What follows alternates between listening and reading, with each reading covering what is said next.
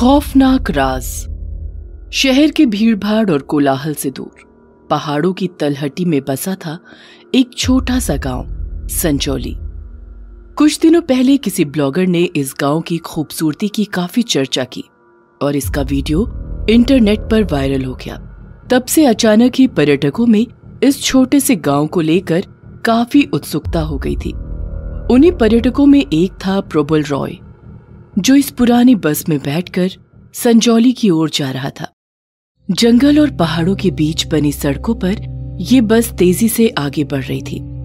बस का conductor ticket बेचते हुए प्रबल तक आता है और उससे कहता है, कहाँ की टिकट चाहिए साहब? एक टिकट संजौली का देना भैया। आप संजौली से 2 स्टॉप आगे फूलपुर का टिकट ले लो।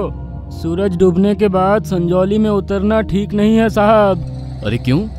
संजौली में उतरने में क्या दिक्कत है? संजौली गांव के आसपास पिछले कुछ दिनों में कई लोगों की रहस्यमय तरीके से मौत हो गई है और सारी की सारी घटनाएं रात के अंधेरे में ही हुई है। शहर से इतनी दूर होने के कारण अभी तक मीडिया में ये बात नहीं फैली है साहब। प्रबल को लगा कि कंडक्टर उसे शहरी आदमी समझकर ठगने की कोशिश कर रहा है। वो कंडक्टर से कहता है, नहीं, आप मुझे संजौली का ही टिकट दे दो। कंडक्टर ने उसे रहस्यमयी निगाह से देखा और टिकट काट कर दे दिया।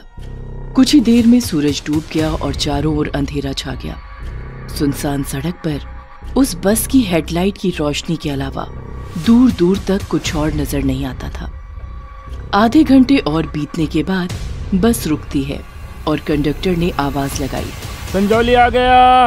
प्रबल अपना बैग लेकर बस से उतर जाता है और बस आगे निकल जाती है। बस स्टॉप एकदम सुनसान था और वहां कोई और आदमी नजर नहीं आ रहा था। बस कुछ दूर पर एक छोटी सी झोपड़ी थी जिसके आगे एक बल्ब जल रहा था। प्रबल उस झोपड़ी की ओर बढ़ता है।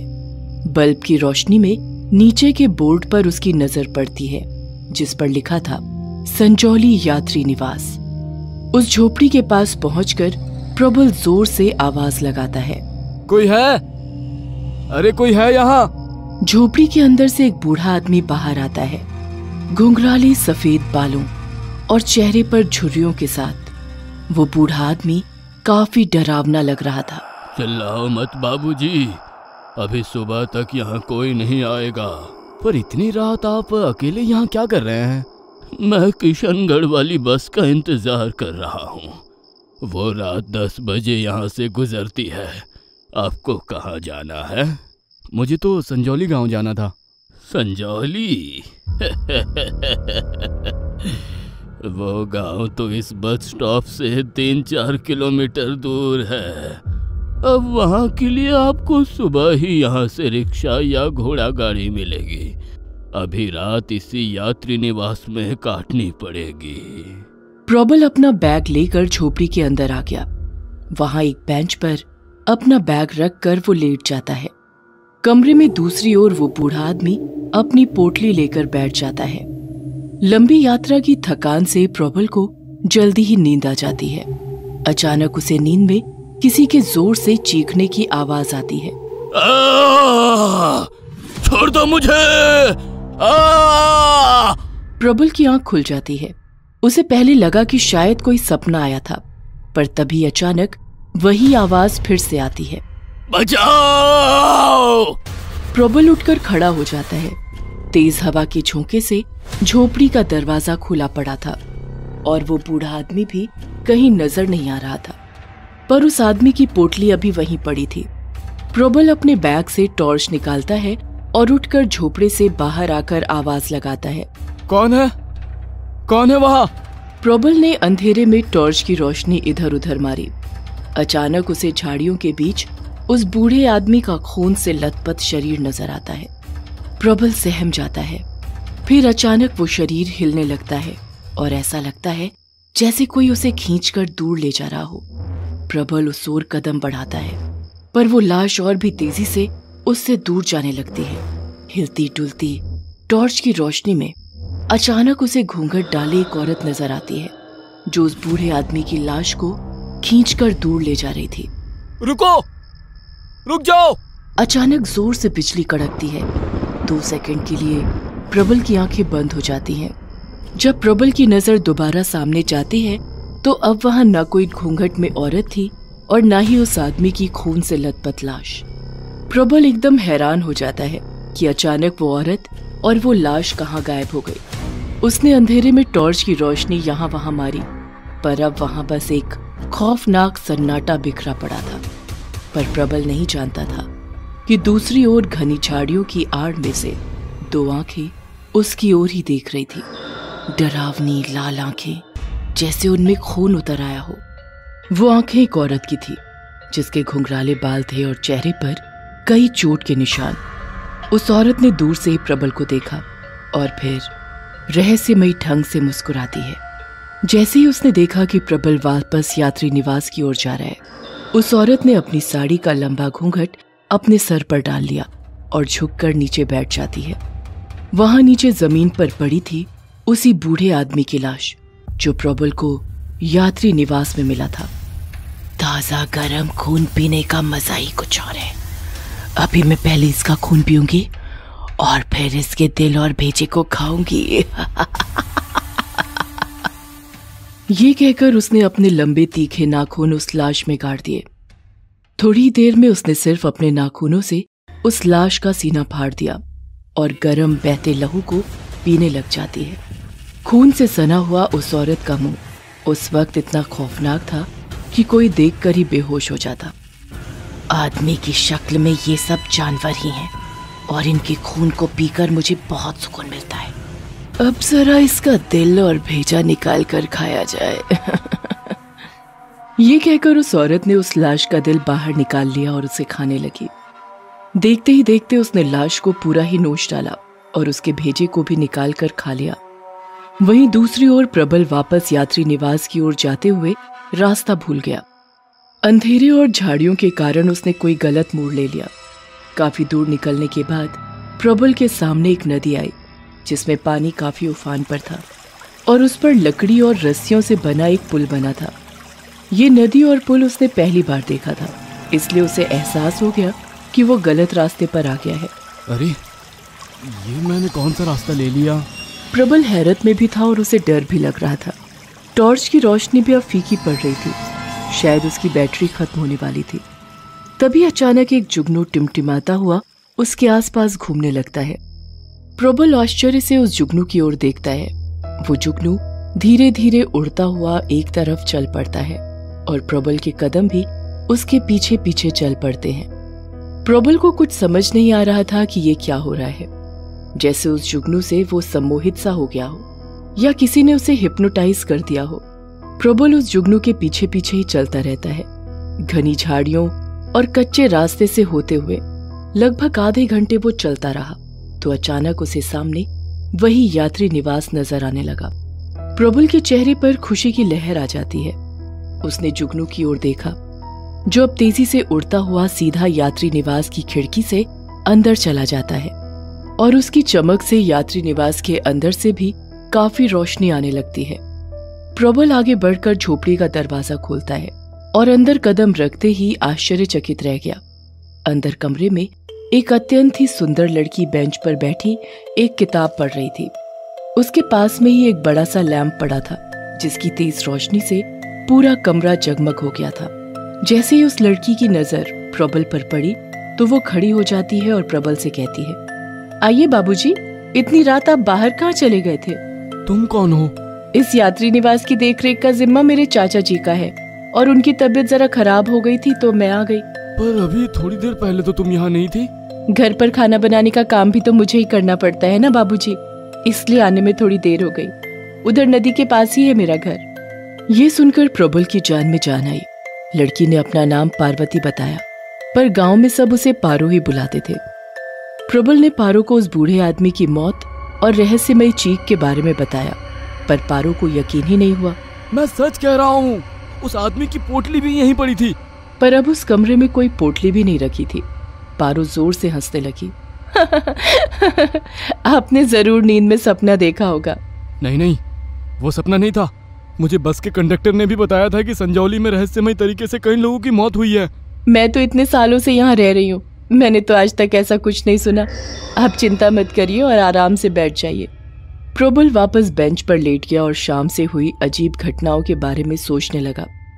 अचानक उसके सर के पीछे दीवार पर लगा एक फोटो फ्रेम जमीन पर गिर जाता है। धाड़! उस आवाज से चौंककर प्रबल खड़ा हो जाता है। पारो जोर से चिल्लाती है, बाबूजी, पीछे हट जाओ। तभी प्रबल की नजर फोटो फ्रेम से लिपटे एक लंबे जहरीले सांप पर पड़ती है।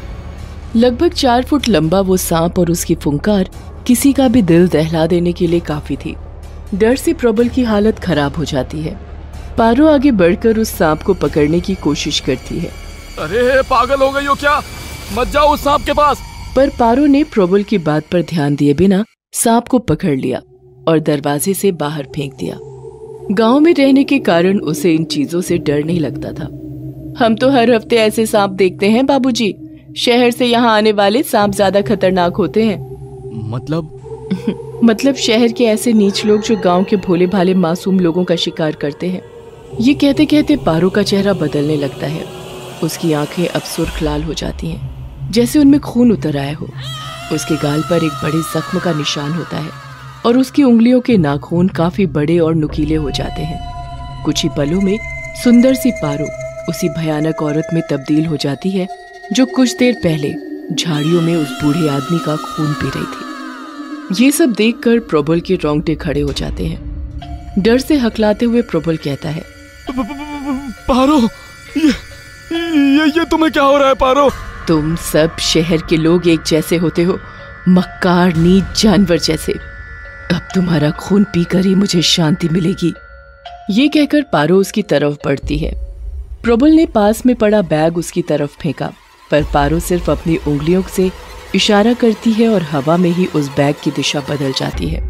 प्रबल सीधा दरवाजा खोलकर बाहर भागता है। पारो उसके पीछे दौड़ती है। प्रबल एकदम बदहवास सा भागा जा रहा होता है। पारो ने अपना ध्यान प्रबल से 10 मीटर सामने एक लंबे पेड़ पर टिकाया और फिर अपनी गर्दन को एक तरफ झटका दिया। वो पेड़ सीधा सामने गिरता है और प्रबल का रास्ता रोक लेता है। प्रबल के सामने अब भागने की जगह नहीं बची थी। पारो उसके एकदम पास आ जाती है। उसकी लाल आंखों में प्रबल को अपनी मौत नजर आने लगती है। तभी उसने अपने गले से रुद्राक्ष की माला निकाली और हनुमान चालीसा का जाप करने लगा। पारो थोड़ी देर के लिए सहम कर रुक जाती है। प्रबल को थोड़ा हौसला मिलता है और वो रुद्राक्ष की माला सामने लटकाते हुए धीरे धीरे अपने दाएं बढ़ता है, जहां थोड़ी ही दूर पर नदी बह रही थी। पारो भी उसकी ओर बढ़ती जाती है, पर रुद्राक्ष की माला के कारण सीधा प्रबल पर अटैक नहीं करती। प्रबल ने नीचे देखा। लगभग 20 फीट नीचे से नदी पूरे उफान पर बह रही थी। प्रबल सीधे नदी में कूद जाता है। पारो गुस्से से उसकी तरफ देखती रह जाती है और प्रबल का शरीर नदी के साथ बहता हुआ दूर चला जाता है। अगले दिन सूरज की तेज रोशनी से प्रबल की आंखें खुलती हैं, तो वो खुद को नदी के किनारे एक चट्टान पर लेटा हुआ पाता है। उसके चारों ओर 8-10 गांव वाले लोग खड़े थे। उन्हीं लोगों ने उसके बेहोश शरीर को नदी में बहने से बचाया था और बाहर निकाला था। प्रबल ने उन्हें अपने साथ बीती पूरी घटना सुनाई, तो उन गांव वालों में से एक आदमी कहता है, बाबूजी, जिसे आपने देखा वो पारो नहीं थी। पारो नहीं थी? फिर कौन थी वो? वो पारो की भटकती आत्मा थी, क्योंकि पारो को मरे हुए तो 6 महीने हो चुके हैं। उन गांव वालों ने बताया कि आज से 6-7 महीने पहले पार्वती उर्फ पारो उस गांव की सबसे सुंदर लड़की हुआ करती थी। एक बार शहर से कुछ लोग संजौली घूमने आए थे।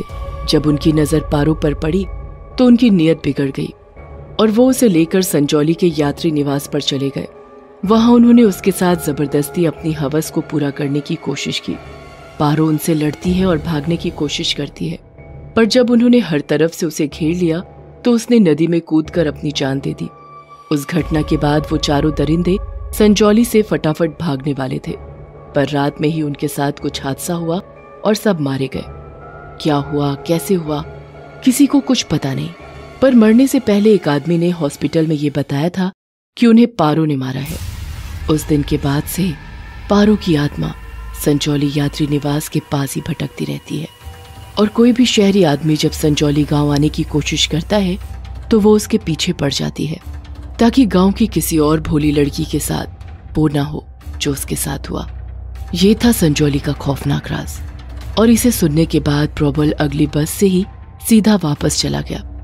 संजौली में रुकने का मतलब था अपनी मौत को खुद दावत देना। अंतःकर्म। कहते हैं कि जलन बहुत बुरा कर्म है जिससे सारे कुकर्म जन्म लेते हैं और वो इंसान को अंतःकर्म तक ले जाते हैं। गीता सार से प्रेरित। रविवार के दिन दो जुड़वा बच्चे टेलीविजन पर कार्टून देख रहे हैं और रसोई में उनकी माँ जिया दोपहर का खाना पका रही है। टीवी देखते हुए बच्चों के सामने लिविंग रूम में सजी छोटी छोटी चीजें उड़कर टीवी स्क्रीन पर टकराती हैं। स्क्रीन फूटती है। बच्चे माँ की ओर भागते हैं। माँ आवाज सुन बच्चों की ओर बाहर आती है। तीनों लिपट जाते हैं और देखते हैं कि लिविंग रूम की छोटी चीजें दीवारों से टकरा रही हैं और कमरे में रखे सोफा सेट और टेबल हवा में झूल रहे हैं। बच्चे जोरों से चिल्ला कर रो रहे हैं और उनकी माँ ने बेडरूम में छोड़कर बाहर से बंद कर दिया है। जिया ने मंजर का छोटा क्लिप बनाकर घर से बाहर जाते हुए अपने पति विनय को व्हाट्सएप पर भेजा और घर का दरवाजा बंद करके कॉल किया। विनय, ये सब क्या है? जिया, मैं अभी घर आता हूँ। मुझे नहीं पता और अभी आकर मुझे सब बताओ, क्योंकि मुझे पता है इसकी वजह तुम और अशोक हो। जिया ने घर का दरवाजा खोला और देखा कि सारा सामान व्यवस्थित है। वो अंदर आई और फर्श पर देखा तो कुछ टूटा फूटा नहीं था। टीवी भी सही और उस पर कार्टून चल रहे हैं। बेडरूम में देखा तो बच्चे सो गए हैं। उसने फिर से वो क्लिप देखी जो पति को भेजी है और उसमें वो मंजर वैसा ही दिखा जैसा हुआ। ये सब सही कैसे हुआ जो इतना भयानक था? तभी एकदम से लिविंग रूम के पर्दे बंद हुए, अंधेरा हुआ और डरावने से माहौल ने घेरा किया। हल्के धुएं में एक आदमी खून में लथपथ कटा हुआ सामने आया जो खिड़की के पास खड़ा था, जिसे देख जिया के पसीने छूट गए। अगले पल एक औरत उस आदमी के पास उसी हालत में दिखी। बड़े गुस्से में थे दोनों। जिया सहम कर दीवार के सहारे रगड़ खाती हुई बैठ गई। पसीना और आंसू दोनों आ रहे हैं, पर आवाज हलक में अटक गई है। अगले पल पास में एक भयानक लंबा चौड़ा आदमी वहां प्रकट हुआ। लाल आंखें और खून से टपकती लार, उसके मुंह से मानो एक राक्षस हो। ये देखते ही जिया बेहोश हुई और वो प्रेत जोर से हंसने लगे। तभी घर का दरवाजा जोर से धक्के से खुला और विनय अंदर आया और उसे भी उन तीनों का ये दृश्य दिखा। जरा वो भी डरा। प्रेत अदृश्य हुए। रसोई से गिलास में पानी लेकर उसके छींटे जिया पर छिड़के और वो होश में आई। फिर उसी ग्लास का पानी पिलाया और जिया को पकड़कर विनय को खड़ा कर सोफे पर बैठाकर सामने बैठा और बोला, जिया, तुम तो जानती हो कि हमारी फैमिली का जॉइंट बिजनेस था। मैं ताऊ जी के साथ काम करता था। जब से पापा मम्मी सब छोड़कर केदारनाथ बस गए, कम उम्र में धंधे में पड़ा। ताऊ जी ने पिता की तरह नहीं, मास्टर की तरह काम सिखाया। जैसे मैं एक फौज का जवान हूँ, कहीं भी डांट देते, किसी के सामने चिल्लाने लगते, हाँ पूरा ख्याल रखते। पैसा गाड़ी सब दी, पर मेरी इज्जत का फालूदा निकालते। मुझ में यह सब गुस्सा बनकर पनपने लगा। आखिर मैं सिर्फ 24 साल का था। एक दिन ताऊ जी का बेटा यानी मेरा भाई शिवेक पढ़ाई पूरी करके लंदन से वापस आया और ऑफिस में उसे भी काम सिखाया जाने लगा, पर बड़े प्यार से। ये देख मेरा मन अब जलन और बदले से भर गया।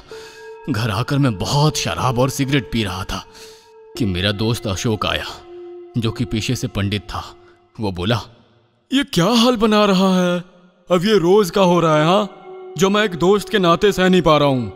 हर काम रोने और जलने से पूरा नहीं होता, कुछ करना पड़ता है, हद पार तक। करेगा? हाँ, मैं सारी हदें पार कर दूंगा। ब्रह्मांड में सब तरह के कर्म व्याप्त हैं, वैसे ही सभी तरह की पूजा भी, सात्विक और तामसिक दोनों पूजा हम हमारे सनातन धर्म के अंतर्गत कर सकते हैं, पर वो जरा वक्त लेगी। इसलिए अभी हम वही पूजा शमशान में नहीं करके ईसाइयों के कब्रिस्तान में करते हैं। चलो। हम दोनों चले गए और पहुंचकर नई दफनाई दो कब्रों के बीच मुझे बैठाया और जैसा मुझे कहा मैं दोहराने लगा, हे आत्माओं, अगर तुम सच में हो और अगर तुम भी किसी दुर्घटना या द्वेष का शिकार होकर मरी हो तो मेरा बदला लेकर अपना मन शांत करने आ जाओ। मेरे ताऊजी श्री उमेद प्रकाश की मृत्यु ही मेरा बदला है। अगर तुम हो तो ये करो। ऐसा करके हम दोनों चले गए। रोज की तरह मैं ऑफिस जाता, पर ताऊजी ठीक थे और मैं घर आकर वही शराब और सिगरेट में डूब जाता। 1 महीना हुआ और एक दिन ऑफिस गया तो मेरा भाई अकेला था। मेरे पूछने पर बताया, पिताजी की तबीयत ठीक नहीं है, चेस्ट पेन होने लगा और अब डॉक्टर ने उन्हें आराम करने को कहा है। मैं अपने ताऊजी से मिलने उनके घर गया और खैरियत पूछकर जाने लगा कि रसोई में एक औरत उल्टी खड़ी दिखी, जो मैंने सोचा कि काम वाली होगी। घर से बाहर आकर पलटा तो ताऊजी के कमरे की खिड़की में एक आदमी खड़ा दिखा।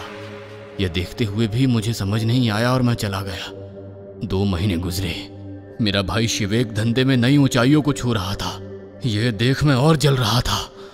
अशोक फिर आया और बोला, सुना है कि मुस्लिम कब्रिस्तान में वही काम करने से काम जल्दी होते हैं। हम दोनों फिर से निकले और वैसा ही किया जैसा पहले किए थे। बस मैंने ताऊजी की जगह इस बार भाई शिवेक का नाम लिया। वापस आकर सो गया। अगली सुबह जब कपड़े पहन रहा था तभी ताऊजी का कॉल आया और वो बोले, विनय, तेरे भाई ने घर के छत से कूद के जान दे दी, जल्दी आओ। फोन रखा और मैं खुशी से फूला नहीं समाया। अशोक को कॉल करके कहा, काम हो गया अशोक। ताऊजी के पास जाकर नाटक करते बिलख कर रोया और अंत्येष्टि का सारा कर्म कर वापस आया। ताऊजी ने सब मुझे सौंप दिया। मुझे जो चाहिए था मिला। अब मैं करोड़पति विनय कहलाने लगा। शादी हुई, बच्चे हुए और इसमें 10 साल निकल गए। ताऊजी भी चल बसे। बस यही सब सच्चाई है। एक दिन आधी रात को विनय, तुम और अशोक मानो एक कमरे में थे और किसी के सामने गिड़गिड़ा रहे थे। ये सब मैंने बाहर खड़े होकर सुना था, पर मैंने इसका कभी जिक्र नहीं किया। आज वो ही याद आया। क्या था? उस रात मैं और अशोक पार्टी से लेट आए थे तो अशोक को यहीं रोक लिया था और गप्पे मारने लगे। तभी वो तीनों जो तुम्हें दिखे आज, वो उस रात हमारे सामने आए और बताया कि जो 2 आदमी औरत थे वह ईसाई कब्रिस्तान से आए थे और क्या और विनय? और जिनको मैंने काट काट कर मार डाला था। क्यों विनय? वो आदमी फ्रेडी दी कोस्टा है और मुझे उनसे दूर और मेरी उनसे खिलाफत करता रहता था। और एक रात मैं उसके घर गया क्योंकि उसने ताऊजी से बातों बातों में कहा था कि वो अकेला है और उसकी पत्नी अगले दिन आने वाली है। मैं पहुंचा और उसे गुस्से में समझाने लगा, यहां तक कि उसका कॉलर भी पकड़ा, पर बदले में उसने मुझे थप्पड़ मारा और मैं गुस्से से पागल हो गया। उसे धक्का देकर फर्श पर गिराया, पर उसका सर टेबल से टकराया और वो मर गया। मैं डर गया पर खुद को बचाना चाहता था। फिर मैं सामने रसोई से एक छुरी लाया और उसके टुकड़े कर दिए। उसकी जेब से चाबी लेकर ऊपर कमरे में गया चोरी करने, ताकि पुलिस को चोरी का मामला लगे। पर कमरे में पहुंचा तो उसकी बीवी पहले से वहां सो रही थी। मैंने उसको भी काट डाला और सारा लॉकर खाली करके चला गया। हाँ, मैं नशे में था, पर सब सोच समझ कर किया। इसलिए जैसा सोचा वैसे ही अगले दिन अखबार में छपा था। पर उसकी पत्नी को क्यों? तुम्हारी कसम, मैं किसी को मारने नहीं गया था, पर जो हुआ उसके बाद करना पड़ा। और वो दूसरा आदमी कौन था? वो दूसरा आदमी जिन्न है, जो कि मुस्लिम कब्रिस्तान से आया था। वो सब जब हमें मारना चाहते थे तब हमारे गिड़गिड़ाने पर बोले, अभी तुम्हें नहीं, पहले उनको मारेंगे जो हर साल तुमसे जुड़े हैं। और फिर सबसे पहले जिया तुम्हारी माँ को पानी के टैंक में गिराकर मारा। फिर अगले साल तुम्हारे पापा को गैस सिलेंडर लीक ब्लास्ट में मारा। और अब तीसरा साल है, हमारी बारी है, क्योंकि अब कोई नहीं बचा है परिवार में। और तुम्हें और बच्चों को कुछ नहीं होने दूंगा। इन सब के लिए भगवान सजा देगा तुम्हें और अशोक को, और मैं भी माफ नहीं करूंगी। पर पहले अशोक को बुलाकर कोई समाधान करो। विनय ने अशोक को वो क्लिप भेजी और कॉल करके सब बताया, और अशोक ने अपने गुरु से समाधान पूछा और आया। पूरा पूजा पाठ का माहौल बनाकर अशोक ने हनुमान बीज मंत्रों की आहुतियां डाली। ओम हनु हनु हनु हनुमते नमः, ओम फट स्वाहा। आहुतियों के साथ चीखने, चिल्लाने और रोने की आवाजें जोर जोर से आ रही थी। वहीं जिया और विनय की आवाज नहीं निकल रही है। पसीने और आंसू से लथपथ चेहरा लिए चुपचाप बैठे हैं। घर की लाइट्स आवाजों के साथ जल बुझ रही हैं। डरावनी चीखें माहौल को बहुत ही दर्द भरा कर रही हैं, पर मंत्रों के स्वर मानो शक्ति दे रहे हैं। आहुतियां खत्म होने से पूर्व सारी चीखें बंद और लाइट्स शुरू हो जाती हैं। माहौल शांत हो जाता है। अशोक जिया से माफी मांगकर चला जाता है और रास्ते में सुनसान सड़क पर स्कूटर रुक जाता है, मानो किसी ने पकड़ लिया हो। पीछे पलटते ही अशोक उस डरावने जिन्न को देखकर डर जाता है और स्कूटर की रेस जोर से दबाता है। जिन्न छोड़ देता है और स्कूटर असंतुलित होकर सामने आते ट्रक में घुस जाता है और अशोक एक्सीडेंट में मारा जाता है। यहाँ जिया बच्चों के साथ सोती है और अकेले सो रहा विनय सुबह 2:45 पर सामने ताऊजी और शिवेक को खड़ा देख रहा है, जो उसका हाथ पकड़कर पलंग से उठाकर ले जाते हैं। 6:30 बजे जिया विनय को उठाने आती है तो वो उठते नहीं। वो समझ जाती है कि वो नहीं रहा।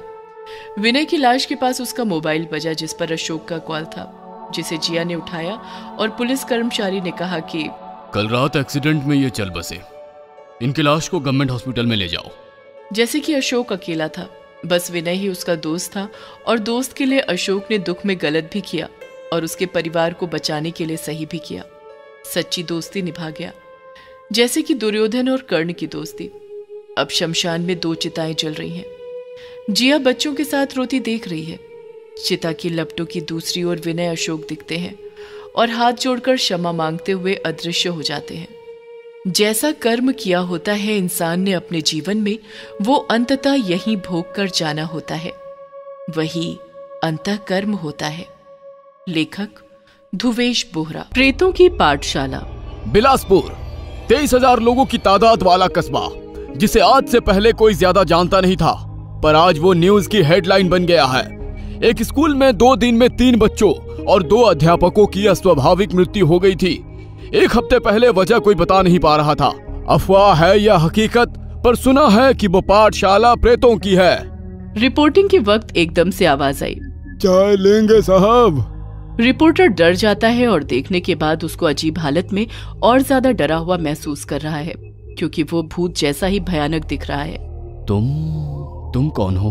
वो स्कूल की दीवार से लगकर चाय की स्टॉल मेरी ही है। भाई साहब, कुछ जानते हैं आप इन सब के बारे में? तो बताइए। 2 महीने पहले स्कूल शुरू हुआ था और हमारी दुकान 2 पुश्तों से यही है। जब नींव रखी गई तब भी हमने मना किया था बाबू साहब। क्यों का भूतिया है ये जगह, नहीं सुनी हमरी। और शुरू हुआ स्कूल। पहले ही दिन बच्चे अपनी कक्षा में गए और जब पानी पीने या टॉयलेट गए तो डरते चिल्लाते बाहर आए और पूछने पर बताते कि अंदर कोई और भी डरावने लोग हैं, पर मानता कोई नहीं। पढ़े लिखे कहाँ मानते हैं बाबू साहब। पर अंदर का वाकया तो विनोद जी सर ही बताएंगे, जिन्होंने इसकी तहकीकात की है। तुम इतना सब कैसे जानते हो? अरे बाबू, दुकान दिखाई ना मेरी, वो भी तो जल गई थी और साथ में मैं भी। रिपोर्टर वहां से चल दिए और स्कूल की तरफ बढ़े। बाहर चारों तरफ पुलिस फेंसिंग थी, डू नॉट क्रॉस वाली, पर रिपोर्टर ने अपना पहला कदम पहली सीढ़ी पर रखा ही था और पीछे से डर में चाय वाले का भूत चिल्लाया, अंदर ना जाओ बाबू साहब। पीछे पलटे बिना वो डरता हुआ अंदर बढ़ा और अपने धीमे कदमों से खाली सुनसान स्कूल का चक्कर लगा ही रहा था, अपने मोबाइल कैमरा में रिकॉर्डिंग के साथ। और वो वहां टॉयलेट एंड पेंट्री के सामने पहुंचा। पहुंचते ही देखता है कि सामने एकदम से वहां बच्चों की भीड़ दिखी, जैसे कि इंटरवल में होती है, वही माहौल। और तुरंत ही माहौल शांत। सारे बच्चे रिपोर्टर के सामने पलटे और गुस्से में देखने लगे, जिनमें से काला धुआं निकलने लगा, जैसा जलने से निकलता है। ये देख रिपोर्टर पर डर चढ़ा ही था कि पीछे से डांटती हुई डंडा हाथ में लिए एक लेडी टीचर आई, जैसे कि बच्चों को क्लास में ले जाने के लिए आई हो। और बच्चे भी वैसे ही हूटिंग करते हुए रिपोर्टर के आर पार होते हुए भाग गए। रिपोर्टर डर से पलटकर गिरा और उसकी नजर उस लेडी टीचर की दहकती नजरों से मिली, जो दर्द में थी। वो सब अदृश्य हो गए। काफी देर बेल बजाने और दरवाजा खटखटाने के बाद विनोद आए। विनोद जी, क्या है स्कूल का सच? पाठशाला नहीं है, वो प्रेतों की पाठशाला है। बच्चों ने जब वो सब एक्सपीरियंस किया, तब बच्चों ने बाकी टीचर्स और अपने पेरेंट्स से कहा, पर कोई नहीं समझा और ना ही माना। पर मैंने माना और इसके पीछे लगा। एज ए फिजिकल टीचर मैं जब भी राउंड पर होता तो मैं अकेले टॉयलेट्स और पैंट्री में जाने लगा। फील होता जैसे मेरे पीछे कोई है। पानी पीता तो लगता कि पैंट्री में मेरे साथ कोई पानी पी रहा है। Same in toilet. और फिर एक दिन दोपहर 2 बजे छुट्टी की टाइम जाने से पहले मेरी नज़र कॉरिडोर में टहलते कुछ लोगों पर पड़ी। जैसे कि मॉर्निंग में स्कूल स्टार्ट से पहले स्कूल ऑक्सिलरी स्टाफ टहलते हैं। मैं पीछे गया तो देखा कि वो लोग अलग अलग क्लासरूम्स क्लीन कर रहे हैं और हर एक रूम के सामने खड़े होकर हर एक से नज़र मिली और मुझसे नज़र दर्द में मिलाकर गायब होते गए। मैं डर से भागा। अगले दिन मैंने प्रिंसिपल ऑफिस जाकर प्रिंसिपल से वही बात कही, पर उन्होंने हंसकर मजाक में उड़ा दी। क्या आप भी बच्चों की तरह बातें कर रहे हो विनोद सर? और प्रिंसिपल सर बाहर गए। मैं बाहर निकला और मुझे कॉरिडोर के एंड में ग्रुप के बच्चे और स्टाफ जलते हुए दिखे। अब मेरे लिए जानना जरूरी हो गया। अगले दिन मैं स्कूल लेट आया और देखा कि वहाँ स्कूल में भीड़ जमा है। पुलिस आई हुई है और सब वही वॉशरूम पेंट्री के आगे जमा है। वहाँ देखा तो क्लास फर्स्ट के 3 स्टूडेंट्स की डेड बॉडीज पड़ी है, जिसका रीजन हार्ट अटैक है। उन बच्चों के पेरेंट्स रो रहे हैं। माहौल मातम से भरा हो गया था। अगले दिन एक मेल टीचर वॉशरूम में गए थे और वो बाहर आए ही नहीं। जब पियोन को पता चला कि वॉशरूम में है तो डोर तोड़ा गया। वहाँ वो टीचर की बॉडी कमोड पर बैठी पड़ी है, पर पूरी जली हुई थी और कोई बदबू नहीं आई जलने की, बस खाली धुआं आ रही थी। अगले दिन पेंट्री में लेडी टीचर पानी पीने गई तो उनका मुंह वाटर कूलर में डूबा हुआ और बॉडी बाहर लटकी हुई थी। इसी न्यूज़ ने पहले स्कूल बंद करवाए हैं और शायद आपको यहाँ तक पहुँचाया है। फिर क्या आपने इसके पीछे की वजह जानने की कोशिश की? कोशिश सब पता चल गया है। मैं स्कूल की लैंड के बारे में पता करने म्युनिसिपल डिपार्टमेंट गया और वहाँ से पूरा रिकॉर्ड लेकर आया जो 1900 से था, पर 2022 के रिकॉर्ड ने मुझे सब बताकर हकीकत से सामना करवाया। मैं सहम सा गया और आंसू रुक नहीं रहे थे। ऐसा क्या था विनोद जी? 1900 से 1921 तक इसी जगह पर उस जमाने की पाठशाला हुआ करती थी, जहाँ ज्ञानी पंडित और शास्त्री, मौलाना, यहाँ तक कि प्रीस्ट भी पढ़ाया करते थे। एक लेडी टीचर जो कि उस टाइम की स्कूल प्रिंसिपल थी। गांव के बच्चे बहुत खुशी से मन लगाकर पढ़ते सीखते थे। बहुत सुकून भरा माहौल था गुलामी के समय पर भी। पर नजर एक राक्षस की लगी। 1922 की शुरुआत में नाम था जनरल डॉगलास, जिसको गांव के बच्चों का पढ़ना और उस गांव की शांति अच्छी नहीं लगी। बिना किसी को कहे एक दिन रात को अपने सिपाहियों से पूरे स्कूल के चारों ओर बारूद बिछवा दिया और अंदर टॉयलेट्स और पेंट्री में पेट्रोल ऑयल के पैकेट्स रखवाए। दूसरे दिन जब स्कूल शुरू होकर इंटरवल तक पहुंची कि फायर ब्रिगेड के टैंकर में पानी की जगह पेट्रोल भर लाया और पूरी बिल्डिंग पर छिड़क दिया। अंदर बदबू फैली तो भगदड़ मची और बाहर सिगार जलाकर माचिस की उस तिल्ली को नीचे गिराया। उस जनरल ने जो नीचे बारूद पर तिल्ली गिराया, तभी बंदूक की गोली की तरह पूरी बिल्डिंग को आग ने अपने आगोश में ले लिया। लगभग 80 बच्चे और 12 का स्टाफ जलकर भस्म हो गया। उस वक्त प्रिंसिपल मैम रोज की तरह डंडा लेकर टॉयलेट्स और पेंट्री से बच्चों को क्लास में भेजने के लिए डांट रही थी। सब जलकर भस्म हो गया। मानो दिल दहल गया हो। इन सब से छुटकारा कैसे मिल सकता है? पता किया, वो भी पता किया मैंने। जब वो सब पढ़ा तो पढ़ते हुए रात के 11:30 बज गए और मैं रोते बिलखते खुद को संभाल नहीं पाया और शराब पीकर टाइट हो गया और पाठशाला के सामने पेड़ के नीचे बैठ गया। घोप अंधेरे में स्कूल को देख रो ही रहा था कि अचानक लाइट्स लगी। बच्चे और पूरा स्टाफ अंदर क्लास में जाने लगे। क्लास में पढ़ाई शुरू। थोड़ी देर बाद स्कूल आग के लपटों से जलती हुई दिखी और सब सामने जलते हुए खड़े दिखे जो अंदर थे। वो मंजर देखकर मैं भागा, जोर से भागा और भागता हुआ घर आ पहुंचा और बेड पे वैसे ही गिर गया। सारा पिया हुआ उतर गया। सुबह सब याद था, पर वो रात को जो देखा सच था या नहीं पता करने में 4 रातों तक लगातार गया और सब वैसे ही सामने दिखा रोज। और रिपोर्टर साहब, मैंने पी भी नहीं रखी थी चारों दिन। आपने बहुत कुछ देखा है हिम्मत के साथ। आप बच गए, बस वही काफी है। किसने कहा कि मैं बच गया? रिपोर्टर पसीने से लथपथ हो गया और देखा कि विनोद इंसान से जलता हुआ पुतला बन गया और बोला, मैं तो पूरी पाठशाला के साथ ही जल गया था। अतृप्त आत्मा हूँ, भटक रहा था। विनोद धुएं के साथ उड़ता हुआ अदृश्य हो गया।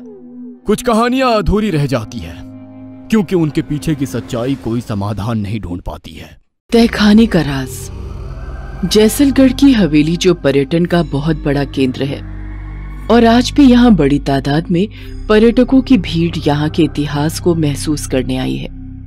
इस भीड़ में सब लोग हवेली के अलग अलग हिस्सों में घूम रहे हैं और 4-5 लोगों का ग्रुप हवेली के पहले तहखाने की तरफ बढ़ा है और उन्हें सामने दूर अंधेरे में एक आदमी, फिर दूसरा और तीसरा, ऐसे आदमियों की तादाद भीड़ में बढ़ती हुई दिख रही है जो कि आधे कंकाल की तरह भयानक दिख रहे हैं, जो एक साथ इन कॉलेज के बच्चों की ओर आगे बढ़ रहे हैं।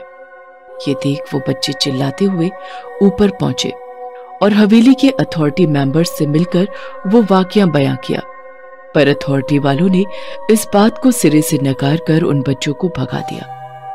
कुछ दिनों बाद एक 53 साल के आदमी रणधीर चौधरी, जो कि पेशे से ऐतिहासिक फोटोग्राफर, वो आराम से धीरे धीरे हवेली देखते, फोटो खींचते हुए उसी तहखाने तक पहुंचे और उन्होंने भी वो मंजर देखा जो उन बच्चों ने देखा था और वो सब रणधीर ने अपने प्रोफेशनल कैमरे में रिकॉर्ड किया और फोटो भी लिए। पर शाम होते ही उनकी लाश बाहर आई। लाश को उनके घर के पते पर उनके सामान सहित पहुंचा दिया गया। उनके बेटे साहिल चौधरी ने अंतिम संस्कार और क्रियाकर्म कर उस रात अपने पिता का कैमरा चेक किया, जिसमें उसे वो रिकॉर्डिंग और फोटोज ने हैरान कर दिया। अगले दिन साहिल ने सब एक पेन ड्राइव में कॉपी किया और अपने 3 खास जिगरी दोस्तों को बताया। साहिल ने एक पेन ड्राइव को पुलिस को बताकर FIR दायर करी उस हवेली के राज परिवार पर, जिसकी कोर्ट में पेशी है और राज घराने से जय सिंह राठौड़ आए हैं। राठौड़ साहब, क्या जो कुछ इस पेन ड्राइव में है उसके बारे में आपको पता है? क्या ये सच है? क्योंकि अब तो विज्ञान भी ये सब मानता है, वो भी अगर सबूत हो तो जरूर मानता है। सरासर झूठ है जज साहब। हमारा परिवार भी पुश्तों से उसी हवेली के एक हिस्से में रहता है।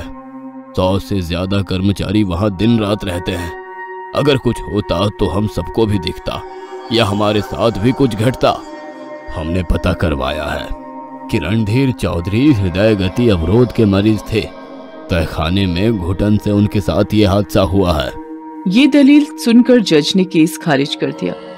अब साहिल अपने तीनों दोस्तों के साथ रात को घर की छत पर शराब पीते हुए कहता है, अब हवेली का राज वहां जाकर ही पता किया जाएगा। तुम साथ देते हो तो कल सुबह सूरज की पहली किरण के साथ तैयार रहना। अगले दिन की सुबह चारों जैसलगढ़ हवेली पहुंच गए हैं और पूरी हवेली को बारीकी से घूमकर वहां की चीजों को बारीकी से देख और लिखे हुए इतिहास को पढ़ भी रहे हैं। जितनी तस्वीरें लगी थी उनकी भी तस्वीर साहिल अपने मोबाइल कैमरा से ले रहा है।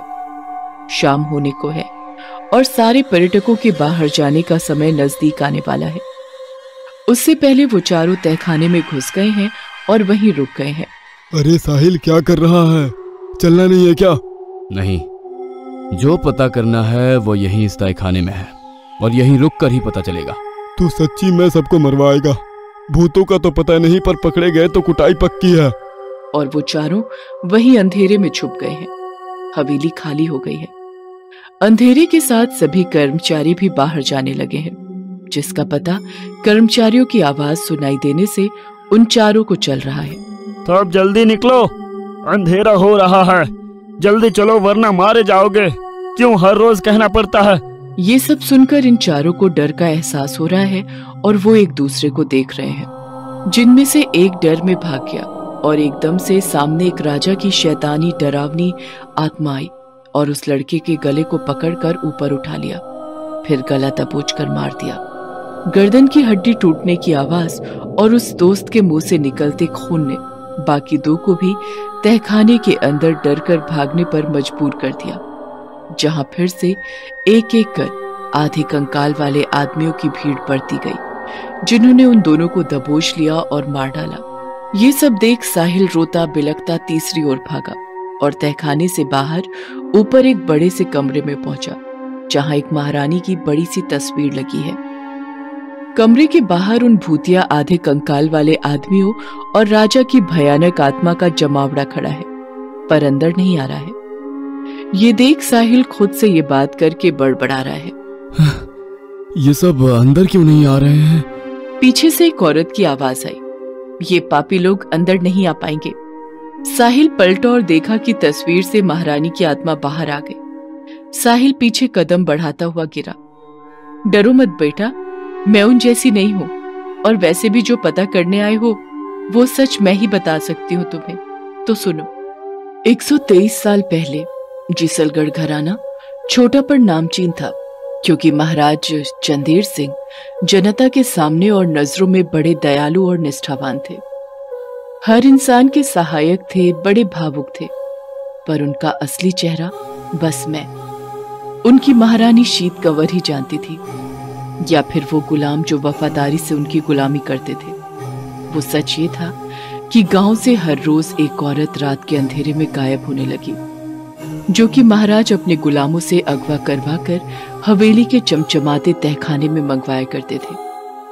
उसके साथ जितनी बार और जितने समय तक रंगरलियां बनाते और मन भरने पर मरवा कर गांव के जंगल में लाश फेंकवा देते।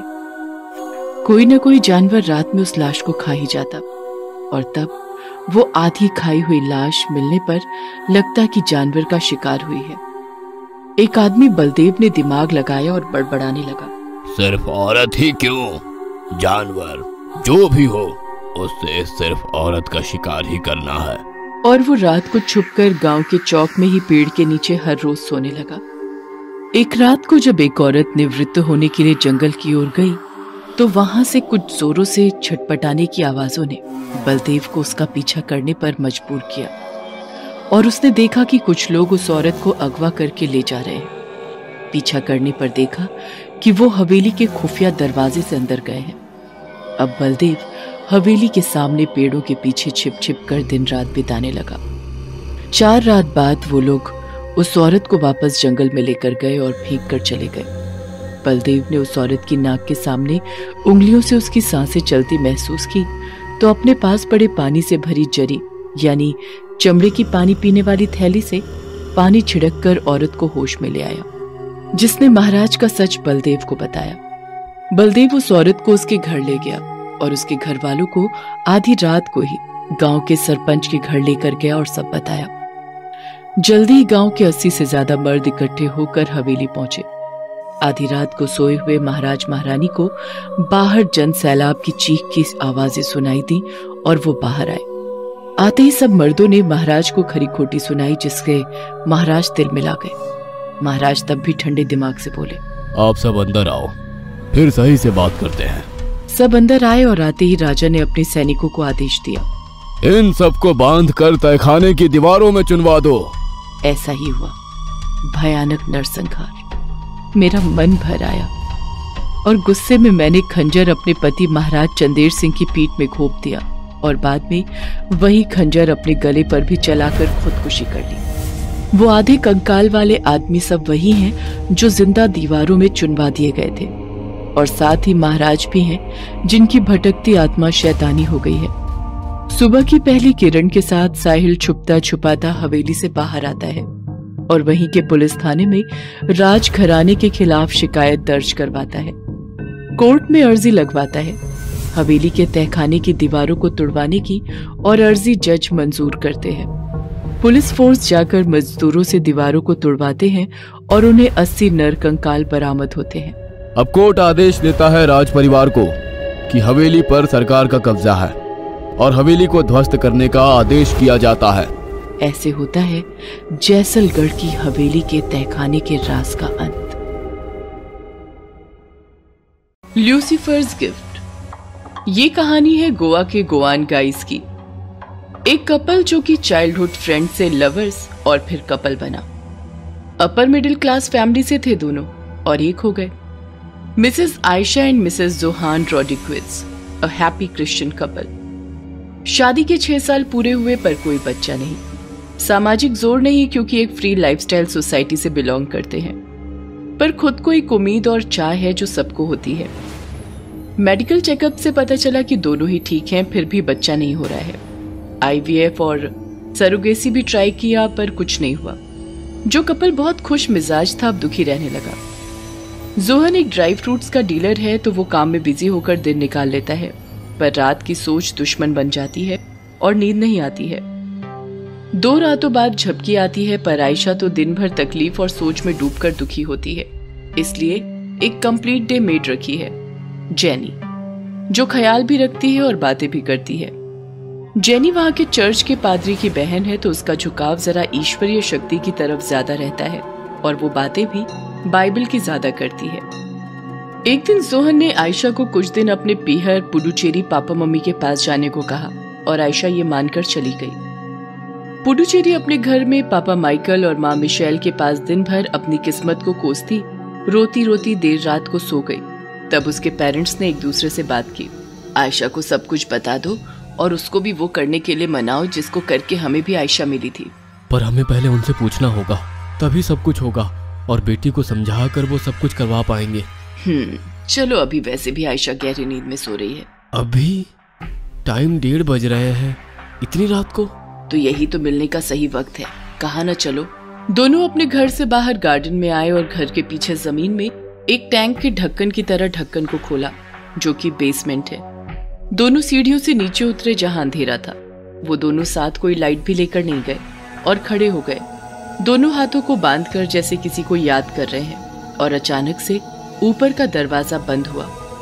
दोनों ने ऊपर देखा ही था और भयानक भारी आवाज आई, आ गए दोनों, बड़े दिनों बाद याद आई। तभी अंधेरे में कुछ कैंडल्स जली और भयानक सा दिखता एक डेमोन सामने आया। वो बोला, कहो क्या काम है? मेरी बच्ची को भी वही तकलीफ है जो मेरी बीवी मिशेल को थी। बस, कुछ कहने की जरूरत नहीं, अब सब समझ गया, पर शर्त याद है ना? Yes, my lord. Then tell your daughter and get ready her for the Lucifer's gift. Demon अदृश्य हो गया और वो दोनों भी बाहर आकर अपने कमरे में जाकर सो गए। सुबह नाश्ते पर दोनों ने आयशा को समझाया, look Ayesha and listen to me carefully, it will be good news if you believe. Yes mom, I am listening. सबने हाथों से फोक एंड स्पून रख दिए। आयशा देखो, जब साइंस काम नहीं आती तब सुपर साइंस काम आती है, जिसे हम माइथोलॉजी एंड स्पिरिचुअलिटी कहते हैं। पर हमारा विश्वास उनसे भी ऊपर वाली शक्ति में है, द सुपर नेचुरल पावर, और वो कभी वेस्ट नहीं जाती और इसका इफेक्ट तुम खुद हो। जो तकलीफ तुम्हें है वो हमें भी थी और तुम्हारा जन्म भी वैसे ही हुआ जैसे तुम्हारे बच्चे का हो सकता है, अगर तुम चाहो और मानो तो। I want to being a mother and I can do everything. Then listen, एक शर्त है और वो माननी पड़ेगी, वरना बाद में रिजल्ट बहुत भयानक हो जाएंगे। मानो अनकंट्रोलेबल। आप कहिए, मैं सुन रही हूँ। आज रात तुम्हें हम दोनों वहां ले जाएंगे जहां से तुम्हारी इच्छा पूरी होगी, पर शर्त यह है कि वो बच्चा हमारे भगवान का होगा। मीन्स पहला बच्चा वो ले जाएंगे, बाद में चाहे जितनी भी संतानें हो वो तुम्हारी, पर पहला बच्चा उनका अपना गिफ्ट होगा और तुम्हें लौटना होगा। मंजूर है।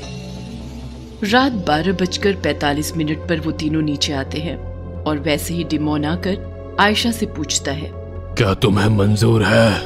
हाँ। तुम अकेले रुको और तुम दोनों जाओ। ये बोलकर वो अदृश्य हो जाता है और वो दोनों आयशा को अकेला छोड़कर ढक्कन बंद कर चले जाते हैं। अपने कमरे में दोनों लेटे हुए बस इंतजार करते हैं कुछ होने का, और अचानक जोरों से बिजलियां कड़कने लगती हैं। तेज आंधी चलने की आवाज सुनाई देती है, जिससे घर की छत के दरवाजे टकराने लगते हैं। लाइट्स ऑफ हो जाती हैं और दोनों ऊपर दरवाजा बंद करने साथ जाते हैं। छत पर पहुंचकर आकाश देखते हैं जो कि लाल सुर्ख हो गया है, जिसमें काले बादल मंडरा रहे हैं। तेज आंधी पेड़ों को बेहाल कर हिला रही है और साथ ही ऐसे मौसम में बारिश शुरू हो गई है। बिजलियां कड़ाके से कड़क कर डर का माहौल बना चुकी हैं। आकाश में ऐसे मौसम से एक आदमी जैसा पंखों से उड़ता हुआ नीचे आ रहा है। धीरे धीरे जो गुस्से में आंखें लाल किए नीचे उतर रहा है। उन दोनों की नजरें उससे मिली और दोनों घुटनों पर बैठ गए। वो आसुरी शक्ति नीचे उतरती है, पंखों के सहारे घर के पीछे उतर गई। मौसम अभी भी वैसा ही है। वो दोनों भीगे हुए छत के दरवाजे को बंद कर नीचे गए और कपड़े बदल कर सो गए। पर सोना किस्मत नहीं उस रात, क्योंकि मौसम की गर्जना और अब बेटी की चीखें सोने नहीं दे रही हैं। 3 बजे एकदम से सब शांत हुआ और फिर दोनों सो गए, जो इतने समय से अपने बिस्तर पर बैठे एक दूसरे को देख रहे थे। सुबह 7 बजे आवाज आई, गुड मॉर्निंग मॉम, डैड। दोनों उठे और देखा कि सामने बेटी और वो एक कातिल मुस्कान से भरी है, जिसमें उस आसुरी शक्ति का अंश आ गया है। अब आयशा अपने पति जोहान को कॉल करके कहती है, यहाँ सरोगेसी से काम हो गया है, कॉन्ग्रेचुलेशंस, जल्दी आ जाओ। Yes my love, thank you baby, today I am the happiest man on the earth, I will be there in the evening. अभी फ्लाइट से निकलता हूँ। जोहान शाम को पहुंच जाता है अपने ससुराल। 1 हफ्ते बीवी के साथ शहर घूमता है और वापस दोनों गोवा जाते हैं। खुशी से अपनी बीवी का ख्याल रखता है, घर पर ही रहता है। बिजनेस उसके वर्कर्स हैंडल करते हैं और इसमें 9 महीने बीत जाते हैं और वो दिन आता है जन्म का। बीवी को हॉस्पिटल ले जाता है। लेबर रूम के बाहर खड़ा बीवी की चीखें सुन रहा है, जो सहन नहीं कर पा रहा है, और हॉस्पिटल से चला गया और देखा कि मौसम एकदम भयानक हो गया है, वैसा ही जैसा उस रात था। एक आदमी आकर बधाई देता है, तब वो अंदर आता है और देखता है कि एक लड़के का पिता बन गया है। पर पास के बेड पर जो थी वो और उसका बच्चा दोनों मर गए। बिकॉज ऑफ नॉर्मल डिलीवरी अगले दिन घर आ जाते हैं। खुशी के माहौल में 1 साल बीत जाता है और सब अपने रोज के काम में लग जाते हैं। पहला जन्मदिन आता है जब उसके नाना नानी भी आते हैं और बेटी को शर्त याद दिलाते हैं, पर वो नहीं मानती। अगले दिन वो दोनों चले जाते हैं पुडुचेरी, पर यहाँ भर रात lights on off, TV on off, bed के नीचे से आवाजें, दोनों को मिरर में कोई दिखना, दीवारों से खून निकलना, सब भयानक और गलत हरकतें होती दिखाई देती हैं। दिन रात कुत्ते रोते हैं, रोज कोई परिंदा घर से टकरा कर मरता है।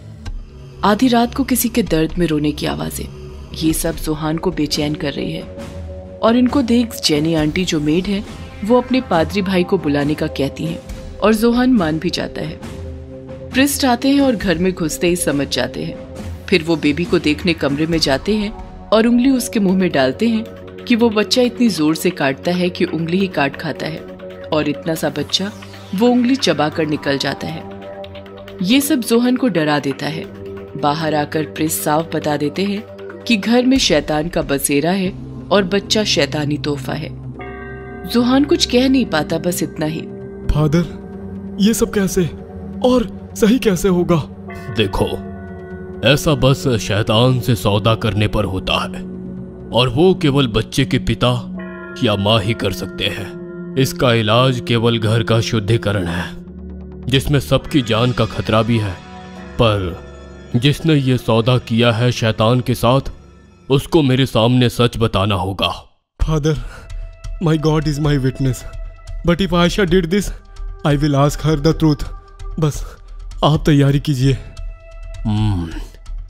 सी you tomorrow, God bless you all.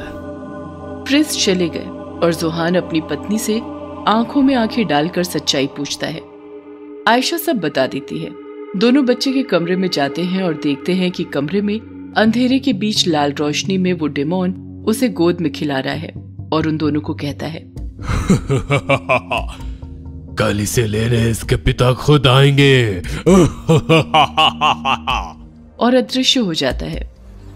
Ayesha फूट फूट कर रोती है और बताती है, वो डेमोन जिस पिता का कह रहा था, वो कोई और नहीं, खुद लूसीफर है।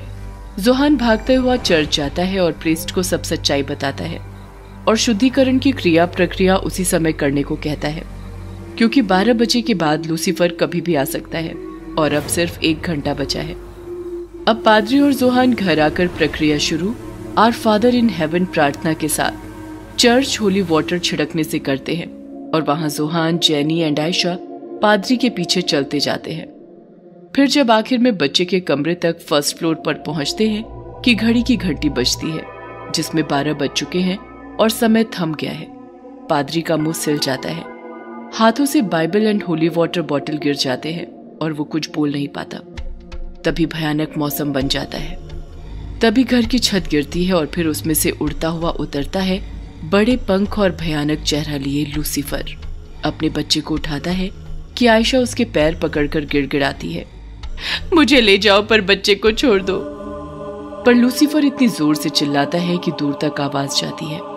मौसम और माहौल भयानक है क्योंकि लूसीफर है वहां और वो एक बात कहता है, बस। I told you, and you promised that you will give me my gift, और अब ले जा रहा हूँ। वो लेकर उड़ जाता है पर जैनी प्रेयर कंटिन्यू करती है कि पीछे खड़ा डिमोन उड़ता हुआ उसके ऊपर झपट्टा मारता है और बाहर की ओर दीवार गिरता हुआ तेजी से ले जाता है। पादरी ठीक हो जाते हैं और प्रार्थना पूरी करते हैं। फिर घर के बाहर आकर देखते हैं कि बहन जेनी नहीं रही। वो दोनों पति पत्नी जमीन पर बैठे रो रहे हैं। तभी अंदर से बच्चे के रोने की आवाज आती है और जोहान अंदर भागता है। अपने बच्चे को सामने देख गोद में उठाकर बाहर आ जाता है। वहीं देखता है कि आयशा की लाश जमीन पर है और आयशा की आत्मा का हाथ थामे लूसीफर ले जा रहा है।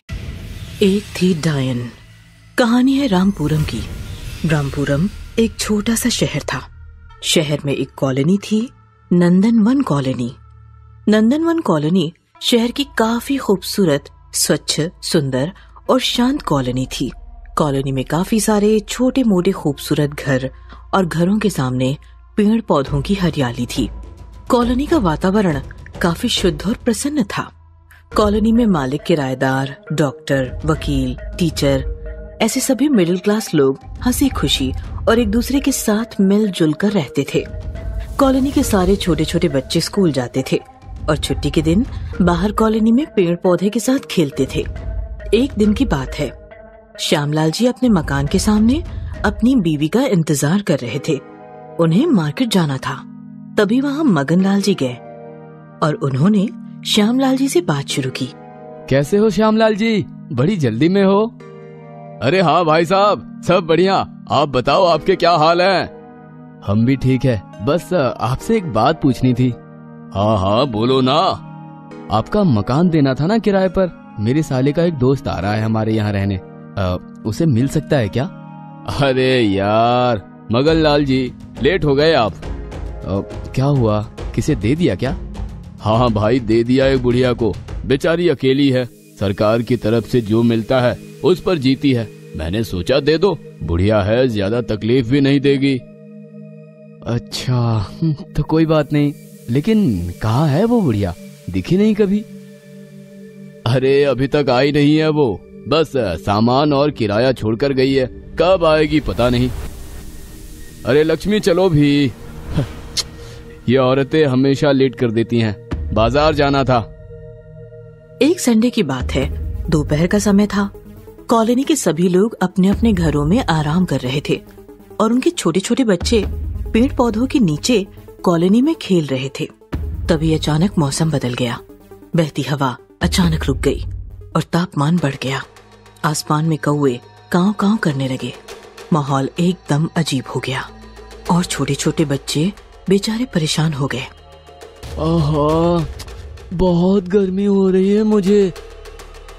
गर्मी हो रही है तो फिर शर्ट उतार दे। उतार दो? नहीं नहीं, मम्मी डांटेगी। तभी बच्चों को टक टक आवाज सुनाई दी। ये टक टक आवाज कैसी है? चलो देखते हैं। फिर बच्चों ने सड़क पर आकर देखा तो सड़क पर एक काफी बूढ़ी दादी लाठी के सहारे धीरे धीरे आगे बढ़ रही थी। बुढ़िया की लाठी बार बार फिसल रही थी और वो काफी संभल कर मुस्कुराते हुए चल रही थी। ओह, कितनी प्यारी है ये दादी अम्मा, चलो चलते हैं उनके पास।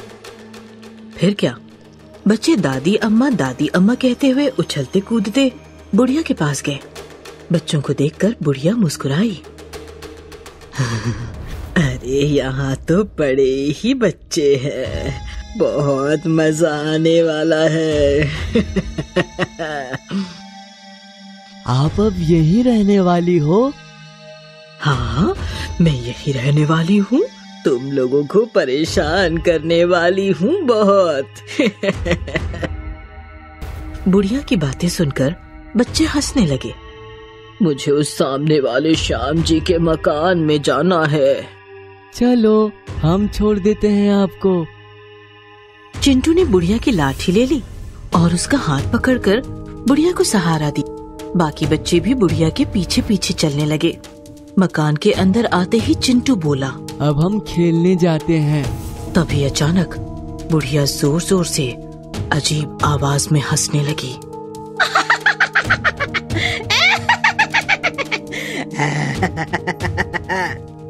सारे बच्चे डर गए।